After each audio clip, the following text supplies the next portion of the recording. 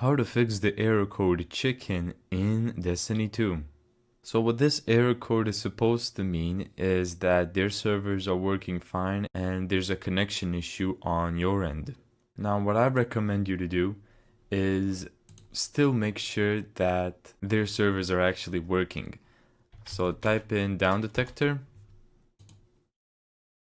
and then make sure that you type in Destiny and then see if their servers are down or not. In this case, the servers are not down. Now, if their servers are down, the only thing that you can do is just wait for the servers to reopen again. Now, if their servers are not down, you can go to Steam, go to Library, right-click on Destiny 2, Properties, go to Installed Files, and then click Verify Integrity of Game Files. So if you're still having this problem, you want to go to the Settings, Downloads, and then clear the download cache.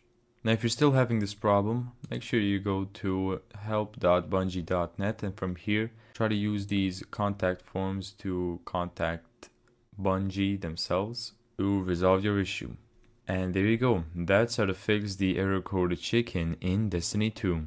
Thank you so much for watching this video. If you found this tutorial helpful, make sure to give it a thumbs up and subscribe. And as always, see you in the next video.